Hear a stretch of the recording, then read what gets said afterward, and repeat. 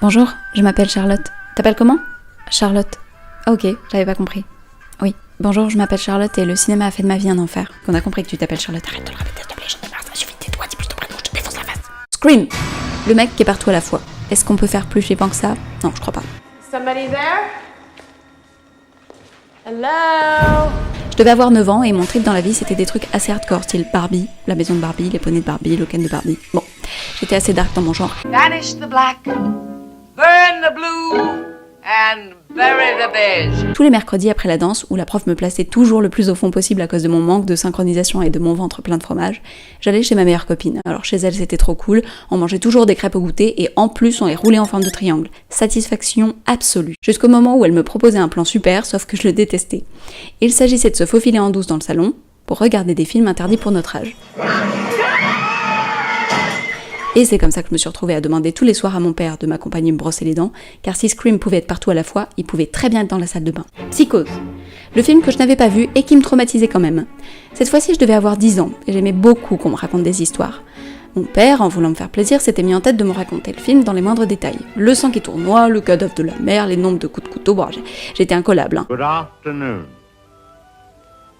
Here we have a quiet little motel, tucked away off the main highway, and as you see, perfectly harmless looking, when in fact, it has now become known as the scene of the crime. Et bien après ça, je ne me suis plus jamais douchée. Il faut parfois trouver des solutions radicales. Je plaisante, hein, c'est de l'humour. La demi-mesure, c'est bien aussi, et pas seulement sous la douche.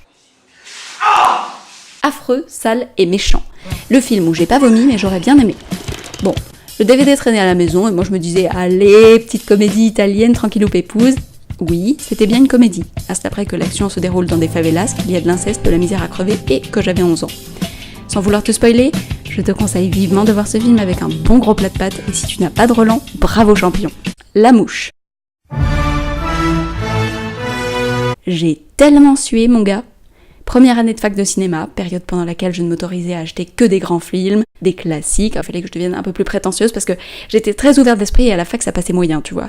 Il y a un standing. En dessous de ça, t'es juste un bon gros loser.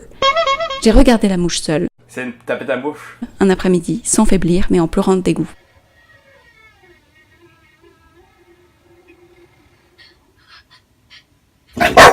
Bah ouais, l'atmosphère de ce film est assez loin du dernier clip de Katy Perry.